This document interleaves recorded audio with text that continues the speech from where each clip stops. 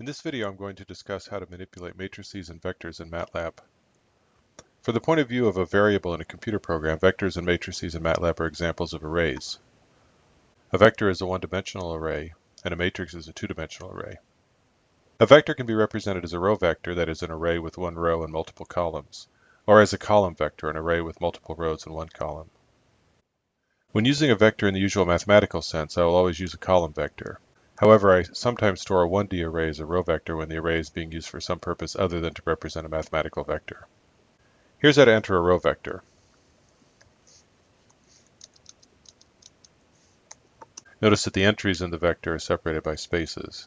You can just as well separate them by commas. Here's how to enter a column vector. The essential difference is that you use semicolons to separate the components instead of spaces. Matlab has a variety of functions for creating vectors, some of which we've already seen. If you want to create an array in which every entry is 1, you can use the ones command. If you want some other constant entry, you can use scalar multiplication together with the ones command. Here's an array with every entry equal to 0.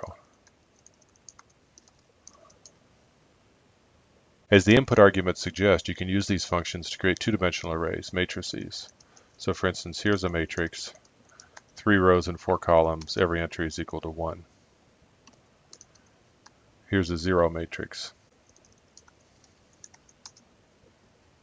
We've already used the linspace function to create vectors with linearly spaced entries. Notice that linspace creates a row vector. This command creates a vector with 5 components. The first component is 0, the last component is 2, and the components are equally spaced. To change a row vector into a column vector, we can use the transpose operator.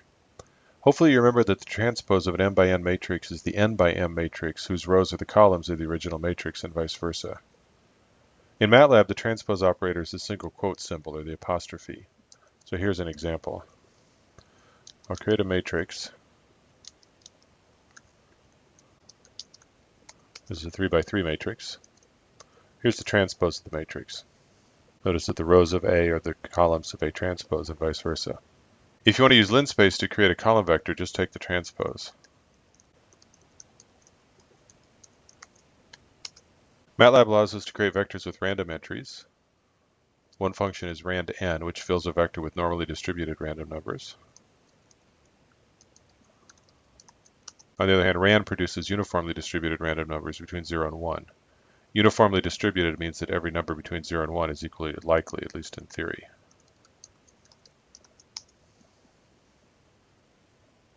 Matlab was designed to make it easy to do linear algebra, specifically to provide a convenient interface to high-quality linear algebra software. Therefore, the mathematical operations related to vectors and matrices are built into Matlab and are performed in the obvious way. We can add or subtract vectors as long as they're the same size.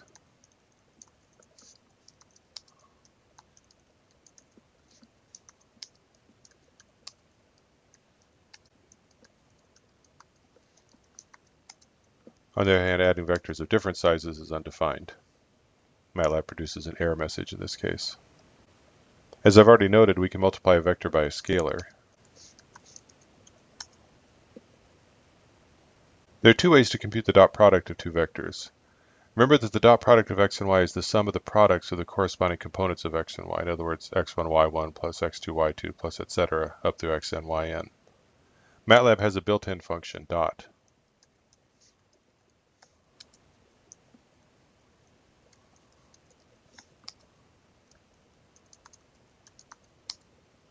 You should also remember that two matrices are multiplied by taking the dot products of the rows of the first times the columns of the second.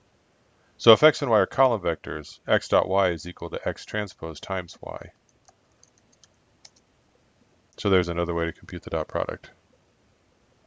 Matrix vector or matrix-matrix multiplication is done in the obvious way. So here's x. Here's a 3 by 3 matrix A.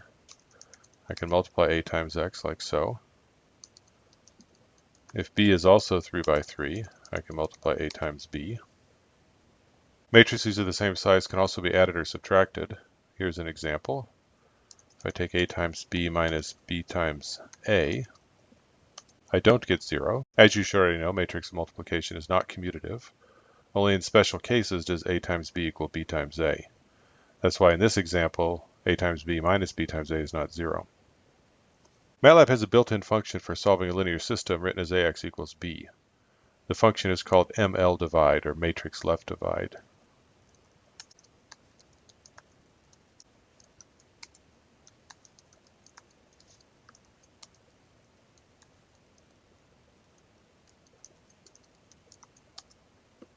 To see that I really solved AX equals B, I can compute A times X minus B. And notice that I get essentially 0 up to round-off error. Now this operation of solving a linear system is so important that it's implemented in an operator for convenience. The operator is the backslash operator. So another way to solve AX equals B is to type X equals A backslash B. Notice the two answers are exactly the same because the backslash operator just calls this function ML divide. Matlab expresses the solution of AX equals B using left division because solving AX equals B is mathematically equivalent to multiplying B on the left by A inverse.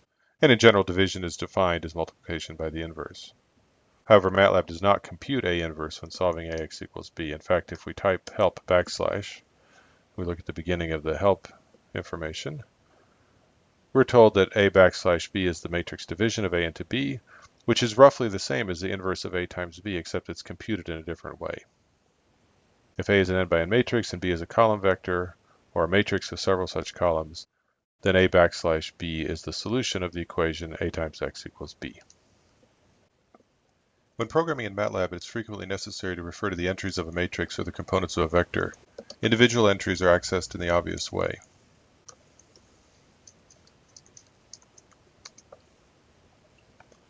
Notice, by the way, another way to create a vector.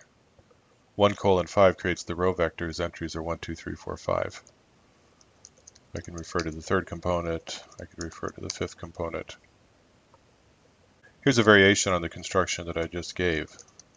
If I use 1:2:11,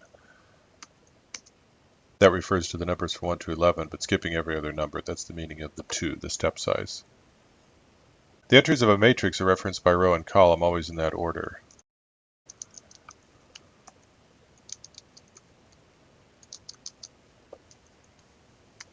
Notice I take the transpose to get the matrix that I want here. So if I want the entry in the first row and third column, that's A13, or the entry in the third row and the third column, A33. Internally, a two-dimensional array is stored as a 1D array, and Matlab allows us to reference its entries in a linear fashion.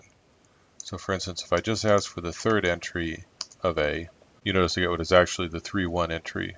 If I were to ask for the fourth entry, I would get the 1-2 entry. This syntax converts A to a one-dimensional array, essentially a column vector. So when I say that the two-dimensional array is stored internally as a 1D array, it's stored by columns. All the entries in the first column, then all the entries in the second column, then all the entries in the third column. In general, the colon operator, when used by itself, refers to all the entries of the array, or of the particular dimension of the array in which it is used. Now what I mean by this last is that the colon can be used to refer to all the entries in a column or the row of a vector. Here's the second column of A. Here's the first row. We can also use the colon operator to describe a range of indices. To illustrate this, let me first create a larger matrix. So let's let A be a 5 by 5 matrix, like so, random entries. Here's how I refer to the first three entries in the fourth column of A. Here are the last four entries in row 1 of A. I can use these constructions to change the entries in an array. For instance, here I changed the 1-1 entry of A.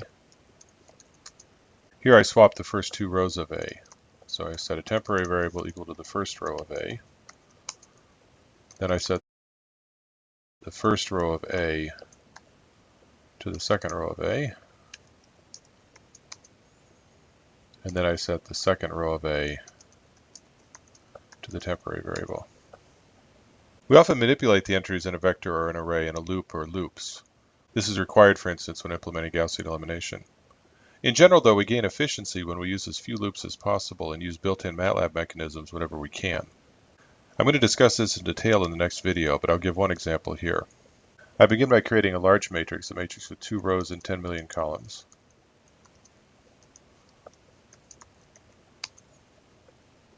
I'm going to swap the two rows of this matrix. I'm going to time how long it takes, doing it two different ways.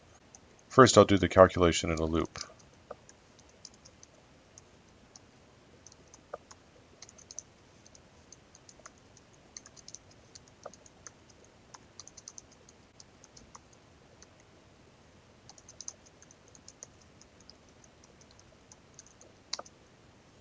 That takes a little more than 6/10 of a second.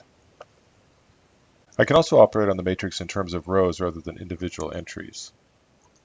So to do that, I set a temporary variable equal to the first row of A. Then I set the first row of A equal to the second row of A. Then I set the second row of A equal to the temporary variable. That takes much less time, in fact about 1/10 as much time. In the next video, I'll explain why the second version is much faster.